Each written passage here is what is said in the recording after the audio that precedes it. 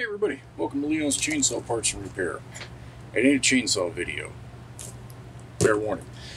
I mentioned in the last one, I think, that I was going to be doing some stuff with my truck. And what do you know? This stuff be here. So,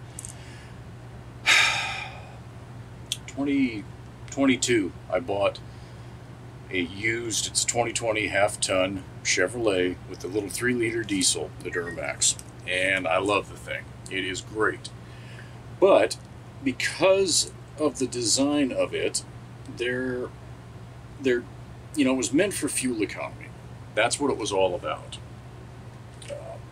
It has great power, it's great at towing, and it doesn't use as much fuel as the big boy. You know, if you're towing light poundage, it's not using as much. It's about anywhere from 1 to 3 gallons or miles per gallon better with the same travel trailer. I've gotten as good as 14.5 with that, so not bad. But it uses a 0W20 oil, and those engines are tuned to run pretty warm. No load, it wants to run around 220 out on the highway, and it's doing that to itself on purpose because that's the optimal fluid temp. The transmission is set to run at roughly 187. There's a thermostatic control valve on it that, it wants to do that. I've never seen it overheat. It's a little higher than I would have run in my other vehicles.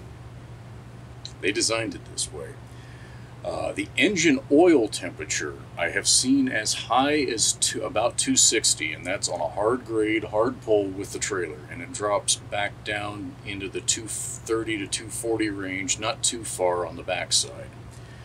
But because of that, a lot of us owners were waiting for an oil catch can to become available.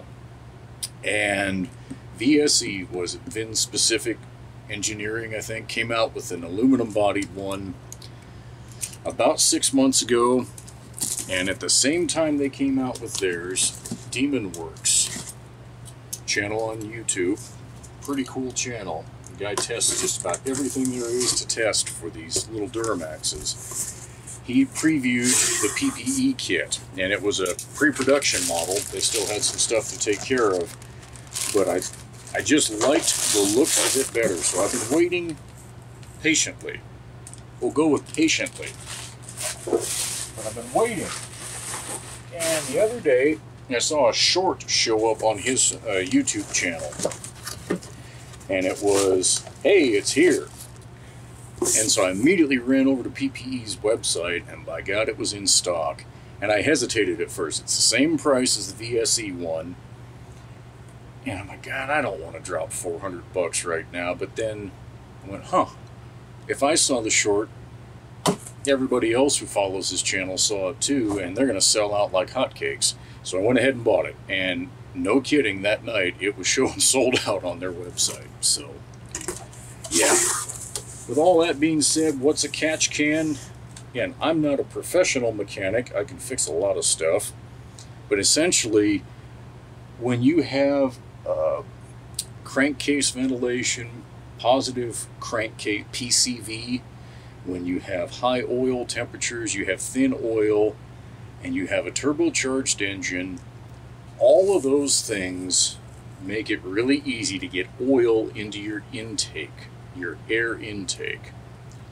Lots of reasons why. I'm not even going to try and explain it. I couldn't explain it as well as a fully trained mechanic could.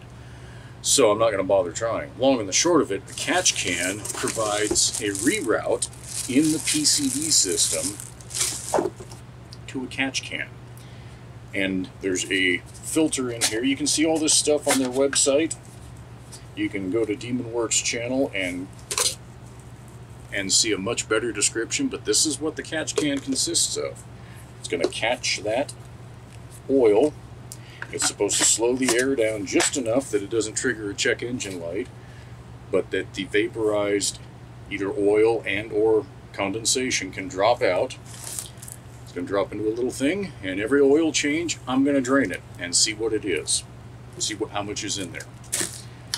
Now, DemonWorks hasn't actually caught that much, and he does a lot of testing with it. So I don't know. We'll see. So what I'm going to do is go ahead and get this installed. He's got a great install video. I am not going to try and do that. I'm just going to put it in. What I will do, this stuff's sitting on my bench. I think, yep, came with the instructions in the box, so I don't have to go print them. That's good. So right now, it's 3:43 Pacific time. When we get done, I'll show the finished product under the hood, and we'll see how long it took me to get it done. And no, I'm not going to have a beer while I'm doing it. It's real tempting, but I won't. Okay, she is in.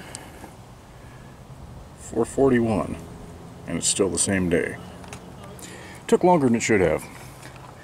Most of the effort was fighting the hose clamps at the turbo. So the factory clamp is one of GM's good old spring clamps. And once you get it off of there, boy, you want to try not to let it get clocked out of position too much, because getting it back, there ain't much room back there. There's a reason they pull the cabs off of these damn trucks. And I think the reason is that way you and I can't work on them. But that's beside the point. So you make your connections back there. Your hoses route this way through the fender brace. You get a custom bracket. Uses all the original hardware. The actual catch can itself, the reason it's triangle shaped is it allows it to sit on the wheel well there. And that is a fiber wheel well, so no worries about rattling and all that sort of crap, and it's a good tight fit. The hose routes down like that. If I had to call out a cheese dick part of this, that's it right there. I'm going to zip tie that up, and the first time that I drain it, if I don't like how it happened or how it works, I'm going to try and find some sort of a valve that I can put on there. That's just a bung plug, and one of the things that I didn't care for about the VSE kit was, number one, it mounts back in here. And I just thought, man, that is going to be a pain in the ass to get to. Every time you have to drain it, there's a valve that's on it and a hose that you got to flip down and all of that. Well, at least in the VSE kit, there is a valve. This one there isn't. You're just going to fill up that canister and that hose immediately. So the hose going down is part of your reservoir. Which, okay, that works. But I guess when I go to drain it, I'm going to want to be real careful that I don't make a giant mess, assuming that there's something in there. So, like I say, we'll see. I'm certainly not going to drive around like that. That's pretty stupid. Thanks, airliner. So, anyway, it's a clean install otherwise. I just did an oil change with some nice fresh AMS oil. Yes, I use it in my truck too. I like it. We'll fire it up.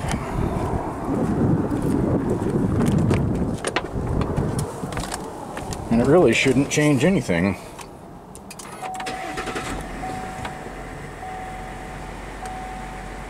Sounds normal. I would expect no less.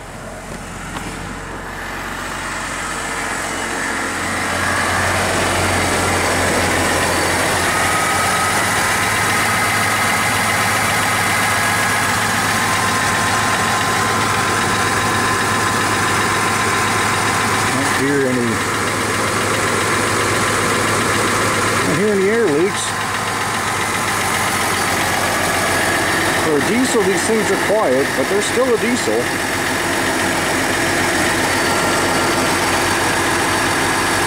Okay.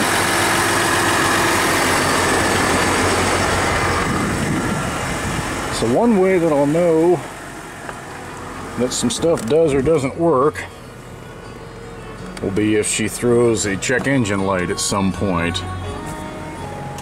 Well, I hope that's not enough to get my video banned.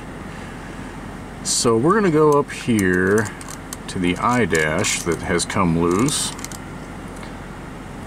Man, I have to tighten that up. And I'm going to come down to diagnostics, vehicle, Check vehicle codes. And I think this will show pending ones as well. But I honestly don't remember. No codes found. So, at least if I do get a code, well, I'll know exactly what the hell it is, because nothing else has changed. But anyway, that's the kit. That's my initial feedback. I went... Oh, this is actually important. Grab the dang phone. Oh. Moron, put it in my pocket. Need to reset the oil life in this. But first, I want to look at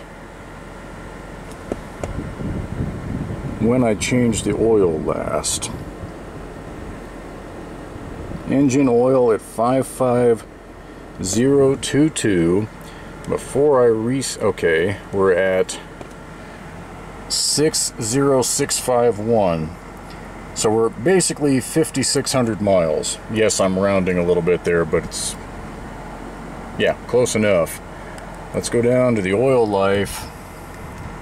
25%. So it was going to take it to about 7,000 miles, which is basically what I've been seeing. With these variable displacement pumps and all that sort of jazz, that's just what the vehicles are doing. I wanted to change it early so that I could do the catch can and have a nice clean test on the first go around. So there we go, 100%. I would say somewhere in March or April I should have an update on this. So we'll catch you guys on the next one.